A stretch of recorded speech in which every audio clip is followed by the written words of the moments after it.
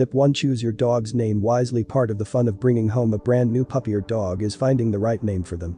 But did you recognize certain names are better for training? It helps to contemplate a brief name ending with a robust consonant that they'll always hear clearly. A powerful ending, like within the names Jasper, Jack, and Ginger, perks up puppy ears, especially once you place emphasis at the top. If your new pet is an older dog, they're probably wont to their name at now.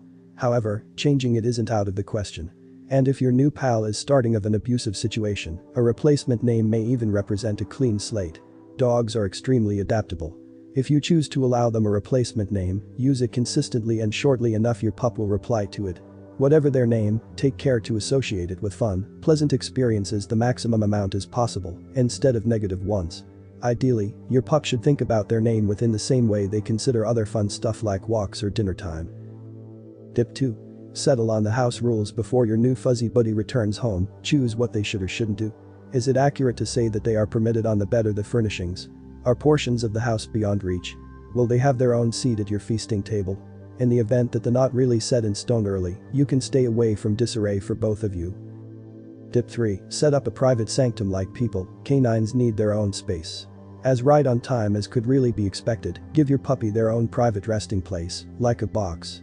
Your canine will profit from brief periods left alone in the solace and well-being of their nook. It can likewise be an important instrument for house training. Make certain to remunerate your doggy or canine in the event that they stay loose and calm in their sanctum. Tip 4. Help your canine unwind at the point when your doggy returns home. Give them a warm high-temp water jug and put a ticking clock close to their dozing region. This mimics the warmth and heartbeat of littermates and will relieve your doggy in their new climate. This tip might be considerably more significant for another canine that recently lived in an occupied, boisterous haven, especially in the event that they've made some harsh memories right off the bat throughout everyday life. Whatever you can do to assist your new pet with settling in their permanent spot alive will be useful for both of you. Tip 5. Prize appropriate conduct. Prize your little dog or canine's acceptable conduct with uplifting feedback. Use toys, love and loads of acclaim, and remember the treats, for example, Dentistix treats. Tell them when they're taking care of business. Thusly, never reward terrible conduct, as it'll just befuddle them. Tip 6. Encourage your puppy to return when called. Come, Ginger, great kid. The principal order you show your pet ought to be to return. Get down on their level and advise your little guy to return utilizing their name. After they do, get invigorated and use a lot of encouraging feedback. In the future, attempt the come order when they're diverted with food or a toy. As your doggy gets more seasoned, you'll in any case see the benefits of idealizing this order. Tip 7. Train on canine time. Doggies and canines live at the time 2 minutes after they've accomplished something they've as of now overlooked it.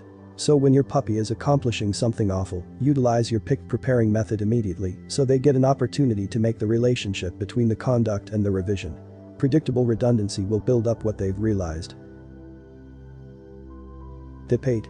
Debilitate hopping immediately. Little dogs love to hop up and hello, and some grown-up canines have learned negative quirks.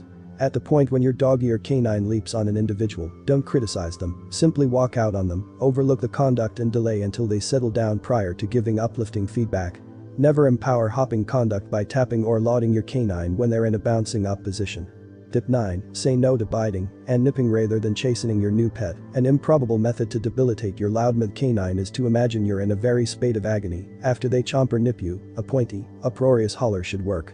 Most canines are amazed to the purpose that they stop immediately. In the event that verbal signals don't work, have a go at exchanging a bite toy for your hand or leg.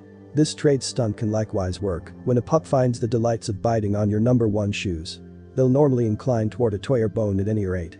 As a final resort, enter the gnawing conduct and react by disregarding them. Tip 10. End training sessions on a positive note. Your pup or canine has attempted to fulfill you for the length of their arrangement.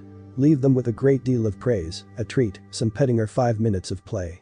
This almost guarantees they'll show up at their next class or educational course with their tail influencing, ready to work. Thank you for watching the video.